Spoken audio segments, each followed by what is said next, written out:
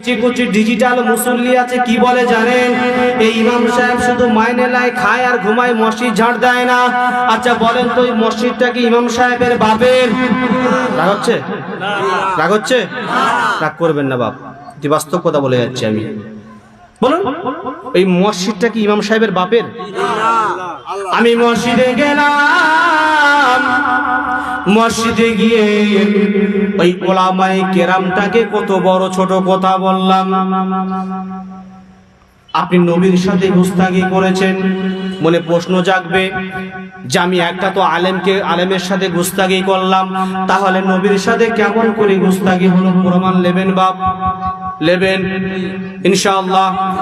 বিশ্ব নবী আমার, ইন দুনিয়ার বাদশাহ, জগৎ গুরু আমার হাবিবুল্লাহ জানিয়ে দেন, আল উলামা ওয়ারাসাতুল আম্বিয়া। সকলে মিলে বলুন না সুবহানাল্লাহ। বিশ্ব নবী বলেন, উলামায়ে কেরাম হাক্কানি আলেম, হাক্কানি পীর হলো আমার নবী। আমি নবী, আমার ওয়ারিস, আমার বন্ধু। বিশ্ব নবী আমার বলেন, দুনিয়ার যদি কোনো হাক্কানি আলেমকে যদি তার হাতে হাত দিয়ে মুসাফা করে, আমি রাসূলুল্লাহ জানিয়ে দিলাম ওই বান্দা যেন আমি নবী আমার সাথে মুসাফা করলো। জোরে বলতে পারলেন না?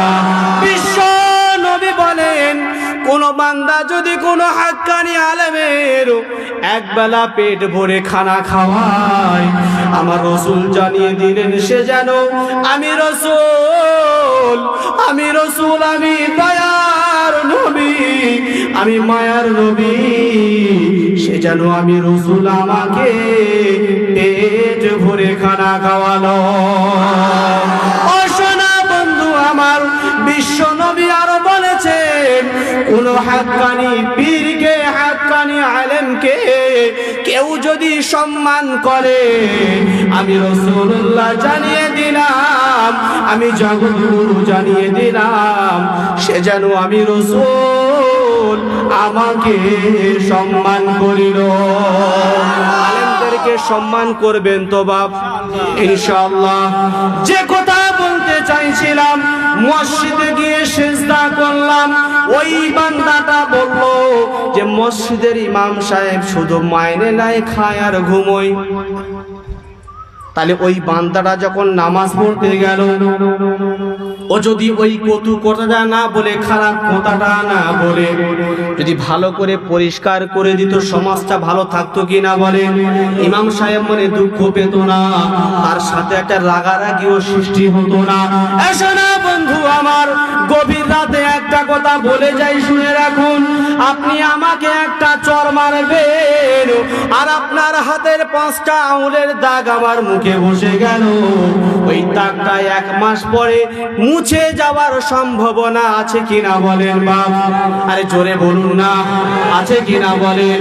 কিন্তু আমি আপনাকে একটা মনে ব্যথা দিয়ে কথা বলবো, আপনি যখন আমার সামনে এসে পড়ে যাবে, আপনার চট করে মনে পড়ে যাবে, আহার ওই 24 পরগনার বাবুর আলী আমাকে এমন একটা বড় কথা বলেছিল, এই মনের আঘাত কখনো মুছে যাবে না, ঠিক কিনা? তাহলে মসজিদে গিয়ে যখন ইমাম সাহেবকে এমন বড় বড় কথা বলা শুরু করে দিলাম, রে বাপ, যদি ওই জায়গাটাতে আমি যদি ভালো করে ঝাড় দিয়ে নামাজ পড়তাম, তাহলে সমাজও ভালো থাকতো, ইমাম সাহেবের সাথেও বন্ধুত্বটা ভালো থাকতো, ঠিক কিনা? বিশ্ব নবী বলেন, ওই মসজিদে যখন সিজদা করলে রে বান্দা, ওই মসজিদে যখন সিজদা করলে, আর ওই সিজদা করার কারণে তোমাদের কপালে যখন ধুলাবালি লেগে যায়, আমি রাসূলুল্লাহ জানিয়ে দিলাম, আমি হাবিবুল্লাহ জানিয়ে দিলাম, ওই সিজদা করার কারণে যতক্ষণ আপনার কপালে ধুলাবালিটা লেগে থাকবে, আমি জগৎগুরু জানিয়ে দিলাম, আমি হাবিবুল্লাহ জানিয়ে দিলাম, ততক্ষণ পর্যন্ত ওই বান্দার প্রতি আল্লাহর খাস রহমত ঝরে ঝরে পড়ে। আরে সকলে মিলে বলুন না সুবহানাল্লাহ। যতক্ষণ থাকবে, কি বললাম? বিশ্ব নবী বলছে, বানিয়ে বলছি না বাবা, হাদিস থেকে ধরে ধরে বলছি আমি। বিশ্ব নবী জনাবে মুহাম্মদ রাসূলুল্লাহ সাল্লাল্লাহু আলাইহি ওয়াসাল্লাম বলে, এই মসজিদে সেজদা করার কারণে এই কপালে যে ধুলা বালিটা লেগে রইল, ওই ধুলা বালিটা যতক্ষণ লেগে থাকবে ওই বান্দার প্রতি আল্লাহর খাস রহমত নাজিল হয়। জোরে বলুন, সকলে মিলে চিল্লে বলুন না। সোনা বন্ধুরা, বালিটা যখন মুছে দিলাম আল্লাহর রহমত পড়া বন্ধ হয়ে গেল। নবীজি যখন মদিনায় যান, বাচ্চারা তখন ওয়েলকাম জানায়। জোরে বলুন সুবহানাল্লাহ। সকলে মিলে বলতে পারলেন না? সুবহানাল্লাহ বলুন না। আমার রসুল, আমার হাবিব আল্লাহ পাকের হুকুমে যখন মক্কা থেকে কোথায় হিজরত করেছিলেন বাপ? মদিনায়। আল্লাহ রসুল হিজরত করছেন কোথায় থেকে? মক্কা থেকে মদিনায়।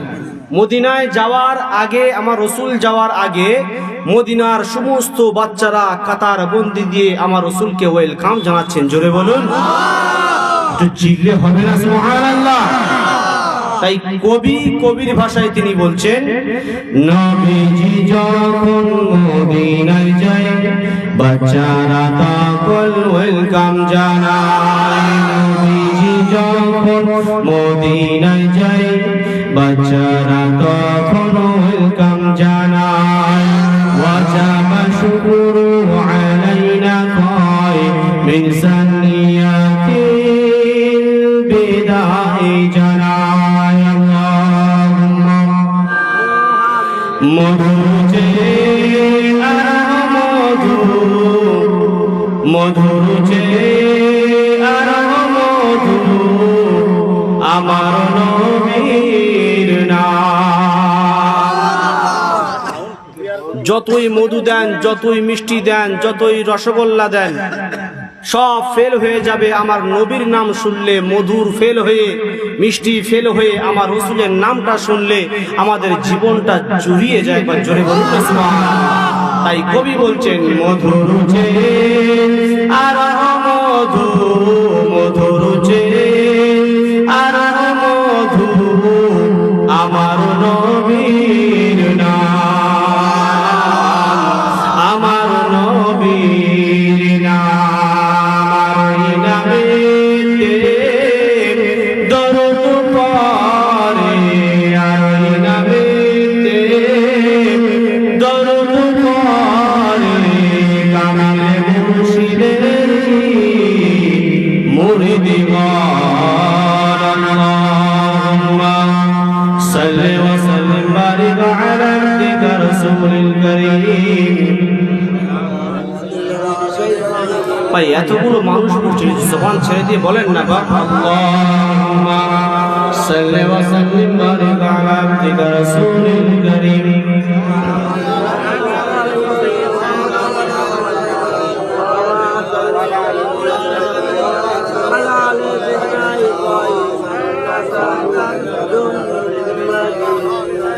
সূর্য থেকে দেয় আলো, সন্ধ্যা হলে আধার কালো।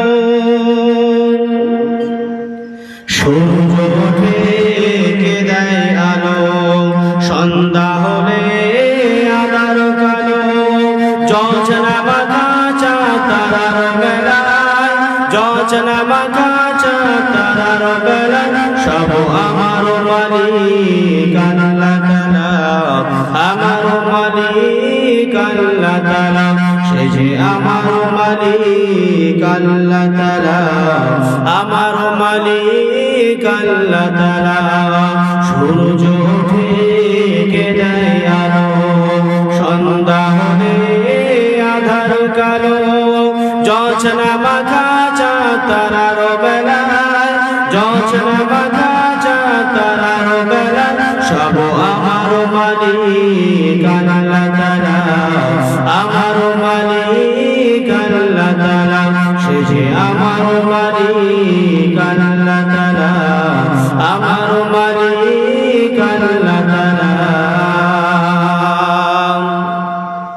মিষ্টি পানি থেকে প্রাণ ভেজানো, বাতাস দিয়ে মন জোড়ানো, মিষ্টি পানি থেকে প্রাণ ভেজানো, বাতাস দিয়ে মন জোড়ানো, সোনালি ধারের শিশিকে দেয় তোলা, সোনালি ধারের শিশিকে দেয় তোলা, সব আমার মালিক আল্লাহ তাআলা, আমার মালিক আল্লাহ তাআলা, সে যে আমার মালিক আল্লাহ তাআলা, আমার মালিক আল্লাহ তাআলা। সূর্য ওঠে কে দেয় আলো, সন্ধ্যা হলে আধার কালো, জোছনা মাখা চাঁদ তারার মেলায়, জোছনা মাখা চাঁদ তারার মেলায়, সব আমার মালিক আল্লাহ তাআলা, আমার মালিক আল্লাহ তাআলা, সে যে আমার মালিক আল্লাহ তাআলা, আমার মালিক আল্লাহ তাআলা।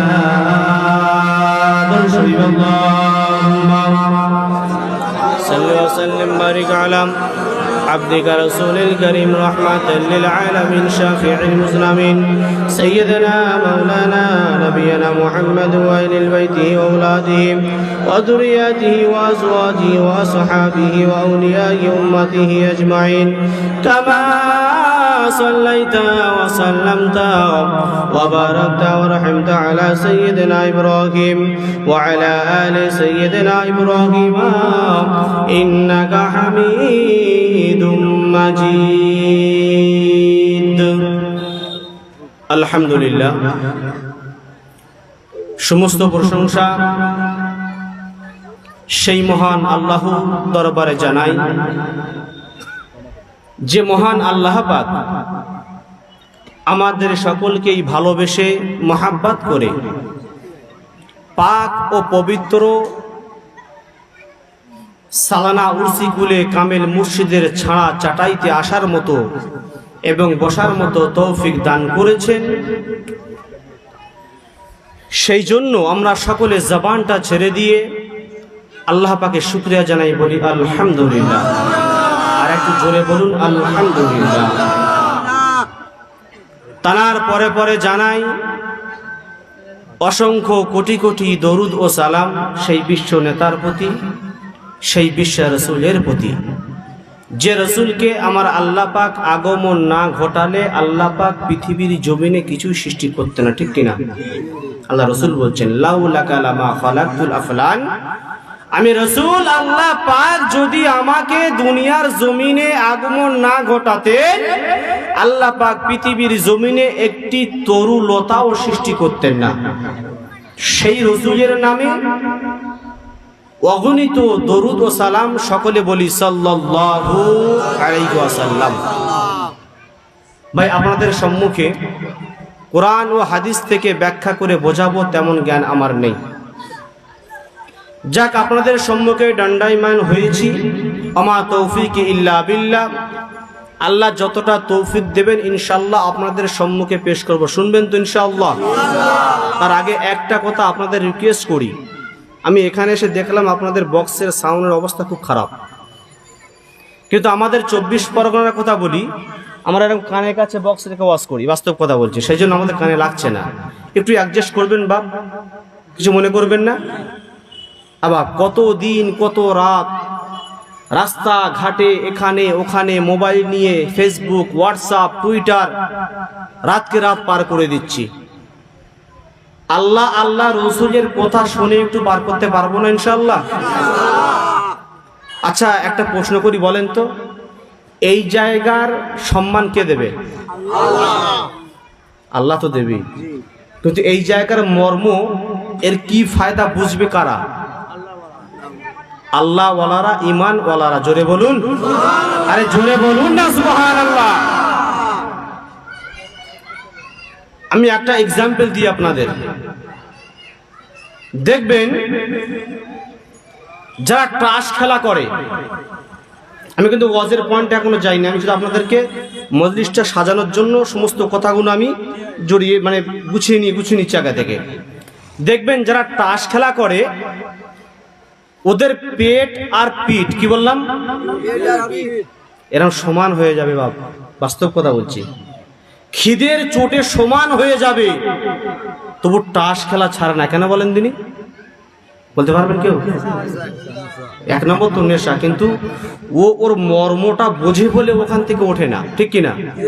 ওর মর্ম বোঝে, সেই জন্য করে ওর পেট আর পিঠ সমান হয়ে যাবে, তারপরে ওখান থেকে উঠবে না। কেন বলেন? তোর ওর কি মানে কি যে ওর স্বাদ আছে ওই জানে। আচ্ছা, আমাকে ওখানে দান করে দেন তো, আমি 1 মিনিট থাকবো। ও আমার লাখ টাকা দিলে আমি ওখানে থাকবো না। কেন বলেন তো? শুধু এইটা আর এইটা। জোরে বলুন, আর একটু জোরে হবে না?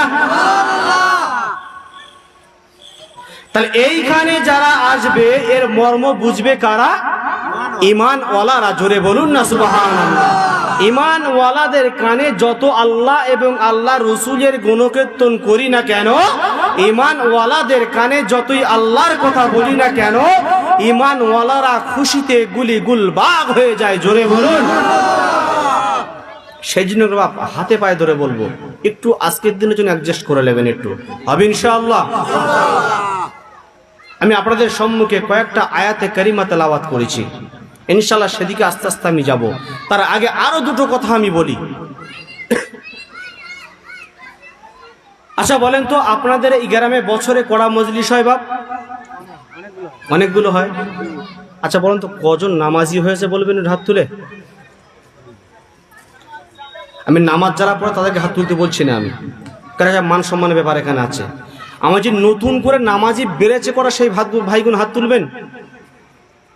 নতুন করে বেড়েছেন কজন? আমার চাচাকে একাই দেখতে পাচ্ছি, একবার জোরে বলুন না সুবহানাল্লাহ। আচ্ছা, এর দ্বারা আমি বোঝাতে আপনাদের এটাই চাইছি যে বাপ, এই জায়গাতে যখন আসবো শুধু ওয়াজ শুনলে হবে না, একটা মাসআলা শুনুন। এখন একটা বাড়িওয়ালা মসজিদের ইমাম সাহেবের কাছে গিয়েছে। কোথায়? মসজিদের ইমাম সাহেবের কাছে। আমার সাথে কথা বলবেন, না হলে আমার বোঝাতে ভালো লাগবে না, আপনাদের শুনতেও ভালো লাগবে না। আমরা যখন বর্ধমান এলাকায় পড়াশোনা করতাম, ওখানে না প্রতি বাড়ি বাড়ি কুয়া থাকতো, বুঝতে পেরেছেন? আমাদের যেন প্রতি বাড়ি বাড়ি টিউবওয়েল, কুয়া থাকতো। তো সেই কুয়ায় একটা বিল্লি পড়ে গেছে। কি বললাম? বিড়াল। তা বাড়িওয়ালা মনে মনে করছে গন্ধ তো বার হচ্ছে, তাই এর ফতোয়া কি আছে? ইমাম সাহেবের ছুটি। ইমাম সাহেব চলে গেল, ইমাম সাহেব এইরকম বাড়ির কুয়াতে বিল্লি পড়ে গেছে, বিড়াল পড়ে গেছে, এ পাক করার উপায়টা কি বলুন? ইমাম সাহেব একেবারে ঝেড়ে ফতোয়া দিয়ে দিয়েছে, ঠিক আছে যান, আপনি বাড়ি চলে যান, ও 80 বালতি পানি তুলে ফেলে দেন, কুয়া পাক হয়ে যাবে। মাসালা উনি বলে দিলেন। কি বললেন? যে কুয়া থেকে 80 বালতি পানি তুলে ফেলে দেন, কুয়া পাক হয়ে যাবে। ও বেচারি কি করেছে, বাড়ি এসে 80 বালতি পানি ফেলেছে, 80 বালতি পানি ফেলেছে, কিন্তু বিড়ালটা ফেলেনি। আচ্ছা, ও কুয়া কি কোনদিন পাক হবে? জীবনে পশ্চিম কালে কুয়া পাক হবে না। উনি মনে মনে করছেন যে আমি তো 80 বালতি পানি তুলে ফেলে দিয়েছি, এরপরে কুয়া থেকে গন্ধ আসে কেন? আবার ছুটে যান কার কাছে? আপনার মনোযোগ আছে? তাই সেটা কথা বলুন একটু। কার কাছে গিয়েছে? ইমাম সাহেবের কাছে গিয়েছে। হুজুর, এ মনে হচ্ছে আপনার চাকরি এখানে থাকানো হচ্ছে। কেন বাপ, কি হয়েছে? আরে বাবা, কি ফতোয়া তুমি দিয়েছো, কুয়াতে এখনো গন্ধ যায়নি? বলছি কি আশ্চর্য, আমি তো কিতাব অনুযায়ী বলেছি রে বাপ, আমি কিতাবে যেটা পড়েছি আমি সেই অনুযায়ী আপনাকে মাসআলা বলেছি, এ তো গন্ধ থাকার তো কথা না। আচ্ছা বাপ বলেন দিনই, আপনি কেমন করে পানি ফেলছে? বলছি কেন, 1 2 3 4 করে আমি 80 বালতি পানি তুলে ফেলেছি। বলছে আপনি কি বিড়ালটা করেছেন? বলছে হুজুর ওটা তো ফেলা হয়নি। আমি অষ্টা কথা নিয়েছি, বুঝতে পারছেন? কি বলছে? যে হুজুর ওটা তো ফেলা হয়নি। তখন ইমাম সাহেব কি বলছেন? যে আপনি 80 বালতি কেন, 1000 বালতি ফেললে ও কুয়া কখনো পাক হবে না। তাহলে আমাকে কি করতে হবে? বিড়ালটাকে আগে তুলে ফেলতে হবে, তারপরে 1 2 3 4 করে আমার পানি তুলে ফেললে কুয়া পাক হয়ে যাবে। জোরে বলুন। তো আমরা যারা এখানে আসি, আমাদের মনে না একটা বিড়ালের বাচ্চা বসে আছে। আমরা এখানে যারা আসি, এই মনে একটা বিড়ালের বাচ্চা, কে বলেন তো? খুতুওয়াতি শাইতান, যিনি আমাদের খুল্লাম খোলা দুশমন। এটাই হলো বিড়ালের বাচ্চা। আমরা এই জায়গায় যখন আসব, নবী আলা মাহফিলে এই জায়গার আসার আগে আমাদের অন্তর থেকে যদি ওই বিড়ালের বাচ্চারা টেনে হিচড়ে ছিঁড়ে ফেলে দিই, আর এই জায়গায় এসে যদি আল্লাহ এবং আল্লাহ রসুলের কথা শুনতে পারতাম, তাহলে আমাদের ব্রেনে লাগতো, আমরা হেদায়েত হতাম, আল্লাহ হেদায়েত দিতেন, নামাজও আমাদের বেড়ে যেত, আমরা সঠিক পথেও চলতে পারতাম। জোরে বলুন না সুবহানাল্লাহ। আগামী দিনে চেষ্টা করবে এই মনের ভেতরে যে শয়তানের বাচ্চারা বসে আছে, একে টেনে হেঁচড়ে ছিঁড়ে ফেলে দিয়ে আমরা নবী আলা মাহফিলে বসে যাবো। জোরে বলুন না সুবহানাল্লাহ। এই জন্য করতে হেদায়েত হচ্ছে না, এই জন্য করেই তো নামাজি বাড়ছে না। আজকে সেই নামাজ সম্পর্কে আল্লাহ পাক যদি তৌফিক দেন, দুই একটা কথা বলো, শুনবেন বাব ইনশাআল্লাহ। ও ভাইজানেরা, জওয়ান যুবকেরা, ও সোনা বন্ধুরা,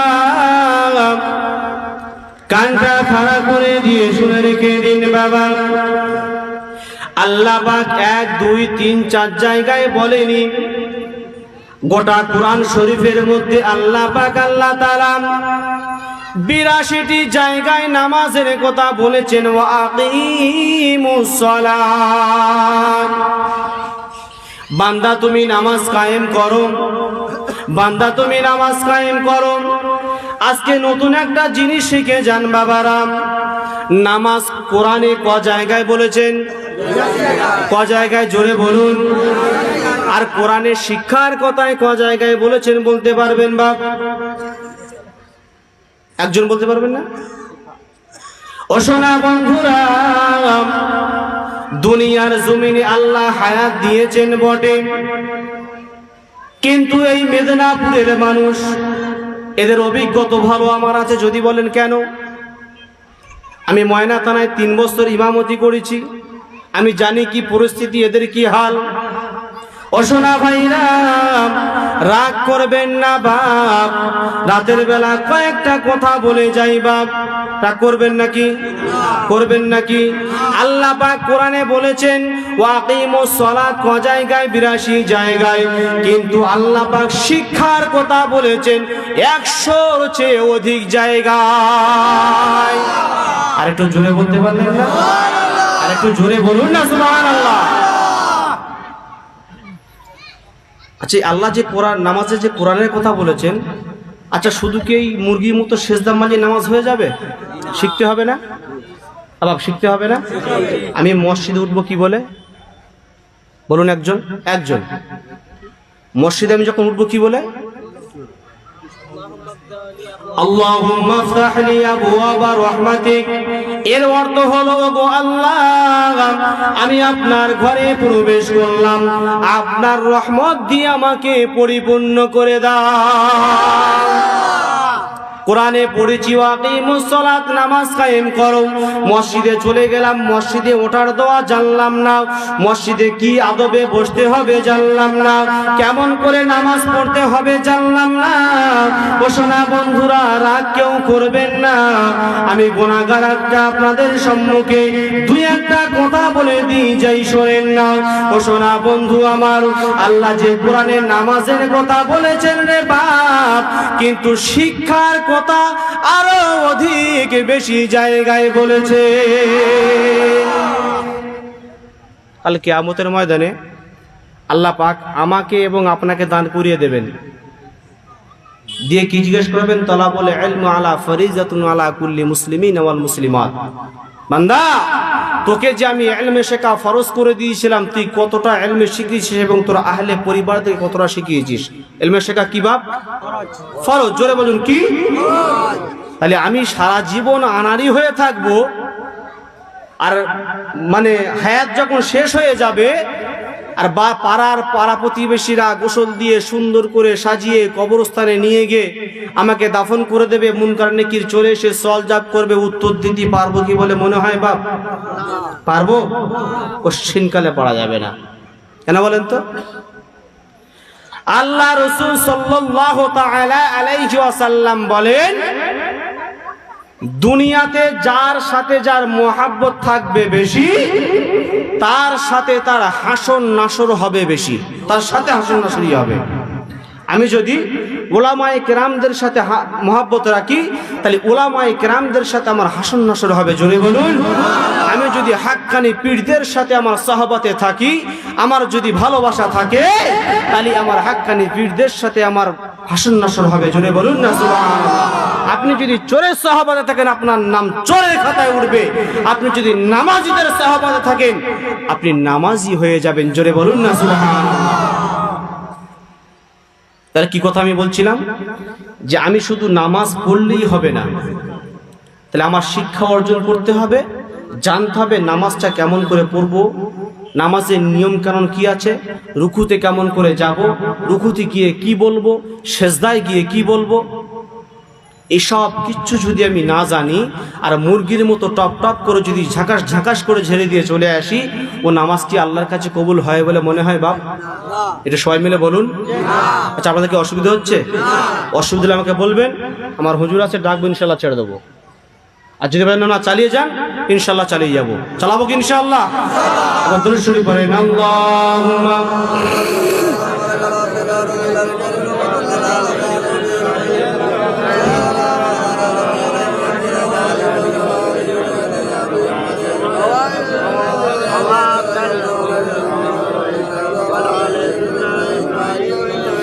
আসমান জমিন আর চন্দ্র তারা সবই তো নবীর প্রেমে পাগল পারা। আসমান জমিন আর চন্দ্র তারা সবই তো নবীর প্রেমে পাগল পারা। হবে নাই কেন তিনি প্রভুর দিবানা, আমার নবীর তুলনা হয় না, হয় না, হয় না, না, আমার নবীর তুলনা হয় না, হয় না, হয় না।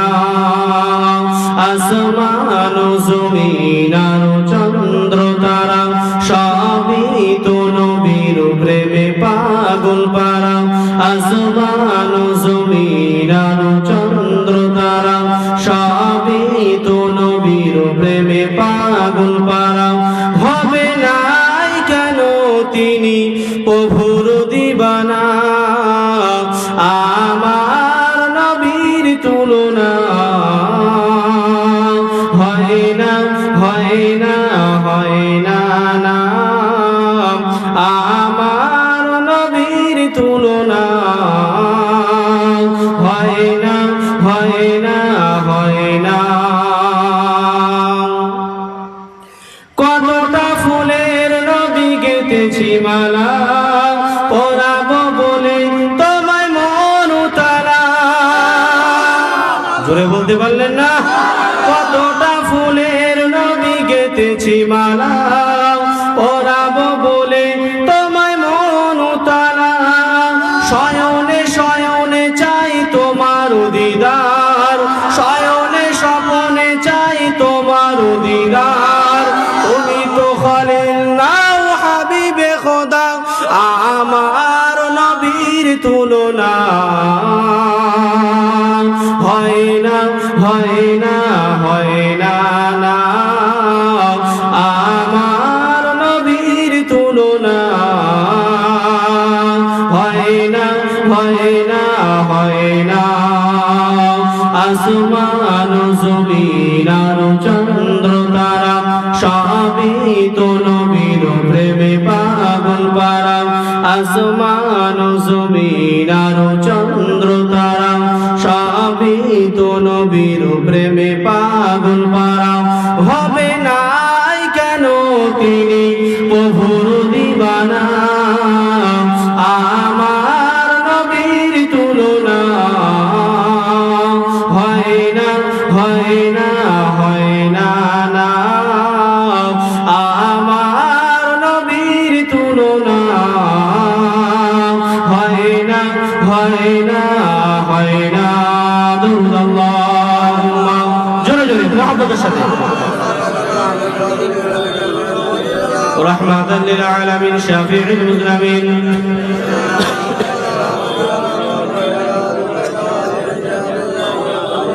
كما صليت وسلمت وباركت ورحمت على سيدنا إبراهيم وعلى آل إبراهيم إنك حميد مجيد এবারে আসেন আমি কি বলেছিলাম যে নামাজ সম্পর্কে দুই একটা কথা ইনশাআল্লাহ আলাপ আলোচনা করব। আচ্ছা প্রথমে কি শুনবেন, নামাজ পড়লে কি ফায়দা আছে না নামাজ না পড়লে কি লোকসান আছে, কোনটা শুনবেন বলেন? সকলে মিলে বলেন, আর সকলে মিলে বলেন। আসুন, নামাজ পড়লে কি ফায়দা ইনশাআল্লাহ অল্প অল্প করে আমার হুজুর আসা পর্যন্ত আমি বক্তব্য দেবো। তার আগে দু একটা কথা বলি। আচ্ছা বলেন তো, এই মজলিসটা কায়েম করার জন্য হুজুর কেবলার দরবারে গিয়েছিলেন কিনা? গিয়েছিলেন। আচ্ছা হুজুর কেবলা কি কথা বলেছিল যারা যারা নামাজ পড়ো না এই ফরমে সই করো, এই কথা বলেছে কি? বলেছে? ব্যাংকের সাথে সুদের সাথে লেনদেন আছে, দুনিয়ার সমস্ত নাজায়েজ কাজের সাথে জড়িত আছে, এই সমস্ত লোকগুলো আগে এসো আর ফরমে সই করো আর উর্সিগুলের ডেট নিয়ে চলে যাও। হুজুর কেবলা কি বলেছে? হুজুর কেবলা প্রথম নাম্বারে কি রেখেছেন বাপ? বিনা গাঁজায় 5 ওয়াক্ত নামাজ পড়ো, হালাল রুজি খাও। হালাল রুজি হলো সব থেকে বড় পয়েন্ট। জোরে বলবেন না? আমি হারাম খাদ্য খেয়ে যদি যত দিন রাত ইবাদত করি না কেন, ওই ইবাদত আল্লাহর দরবারে গ্রহণ হবে না রে বাবা। তাহলে হুজুর কেবলা কি বলেছিলেন? বিনা কাজায় 5 ওয়াক্ত নামাজ, ঠিক কিনা? এবং নামাজের পরে কি বলেন? বলুন বলুন। তারপরে কি? হালাল রুজি। তারপরে সুদের সাথে কোনো লেনদেন থাকা চলবে না। এমন সাচ্চা মানুষ যদি থাকে সই করো আর উর্সিগুলের ডেট নিয়ে চলে যাও নাকি? ঠিক তো? তাই আমার হুজুর কি পয়েন্ট রেখেছেন বলুন না বাপ? পয়েন্ট কি রেখেছেন? আগে আপনাকে নামাজি হতে হবে, ঠিক কিনা? ও সোনা বন্ধু আমার, এই নামাজ সম্পর্কে কয়েকটা কথা আরো আলোচনা করব, শুনবেন বাপ? নামাজ পড়বেন তো পরের কথা, নামাজ পড়া এখন আপনার লাগবে না। আপনার নামাজ পড়ার আগে আপনার কি ফ্যাসিলিটি দিয়েছে একটু শুনবেন বাপ? বলেন তো, এখন যারা আমরা স্মার্টফোন চালাই, জিও কত মারতে হয় 3 মাসের? বলুন বাপ। আমার জওয়ান যুবক ভাইরা বলো না বাপ। আমার জওয়ান ভাইরা কিছু হাত তুলে দেখাবেন একটু? জওয়ান ভাইরা আমার একটাও জওয়ান না? না, আমি বলছি এইখানে যত জওয়ান ভাইরা আছেন হাত তুলে দেখান একটু। আমার যুবক ভাইরা কেউ স্মার্টফোন চালায় না? সব তো আল্লাহর বলি। জোরে বলুন, আরে জোরে বলুন না। এটা দুনিয়ার মানুষের বানানো, ঠিক কিনা? তাহলে এখানে মারতে হয় জিও সিমে কেউ মারে 740 আর কেউ মারে 666। কদিন দেয়? 84 দিন। নেট ফ্রি কতদিন? 84 দিন 1.5 GB করে। আর 740 মারলে কত দেবে?